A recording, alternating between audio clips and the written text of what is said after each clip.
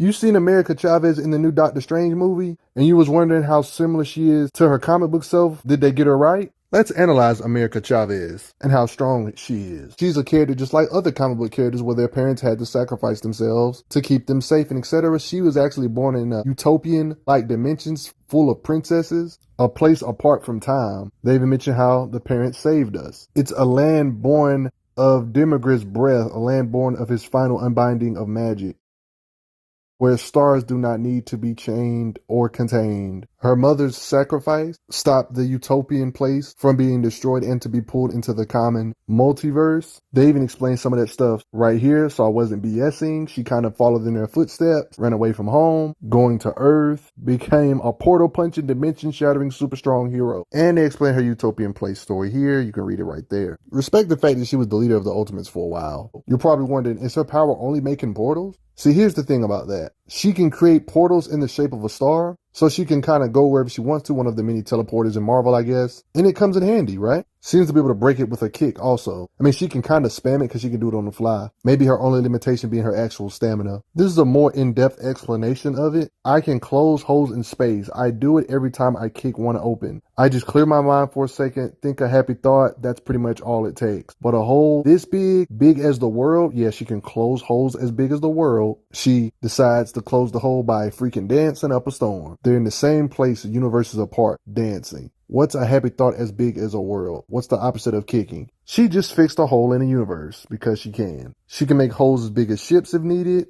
And this occasion you can see it, how she's a helpful aid in teleporting them away or teleporting them in a place. If you're one of those people that count battlefield removals as wins, she's the one for you. She can technically get a win on somebody way stronger than them if they have no way of teleporting or countering the teleportation, being able to teleport you away or teleport your power source away or something. Like transporting Galactus' birth chamber an unknown distance away. The crazy part is she can actually use it offensively. She's not just a teleporter. She can transfer her energy into punching power. That's the part that makes her even more deadly. One could say this could be a form of energy projection. Punching you through all kinds of dimensions.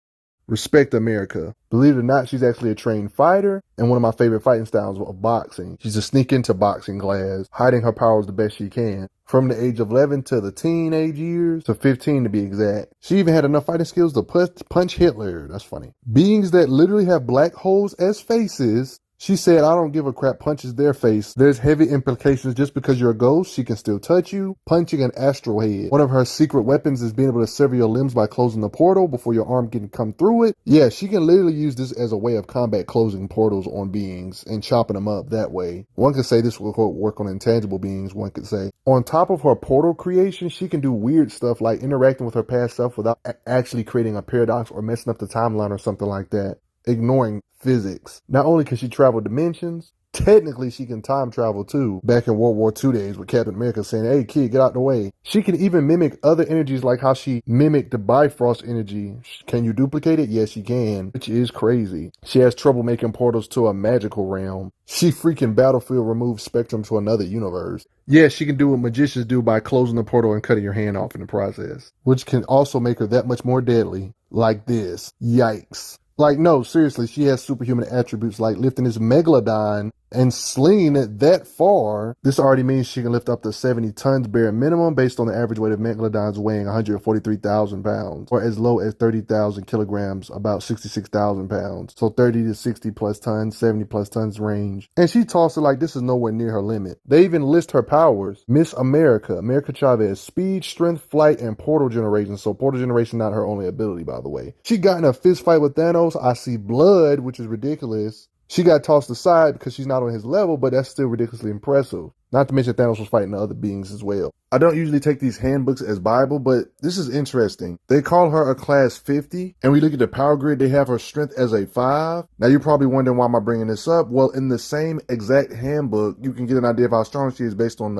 how the other beings in the same handbook are ranked when it comes to America Chavez. For example, in strength, they have beings like Hyperion above her in strength, with his strength being a 6, with hers being a 5. But at the same time, they have pretty decently strong Asgardian level beings like Executioner. Notice how on his grid, they have his strength as a 5, just like America Chavez. That lets you know how strong she is. And when you look at Angela, they have Chavez in the same strength tier in the same handbook. It's this handbook in case you're wondering. And for reference, in the same handbook, they have Spider-Man's level of power, superior Spider-Man. We already know Spider-Man can lift hundreds of tons. They have his strength as like a 4. America Chavez being above even a Spider tier character. I hope this gives you a clear understanding on why this is important. But yeah, don't take this as Bible, but yeah, she's strong as crap. At least a medium powerhouse, or low tier powerhouse at least. Being in the same strength tier with Executioner is pretty decent. We talking about a guy that's arm wrestled Thor before, so lost though, but still.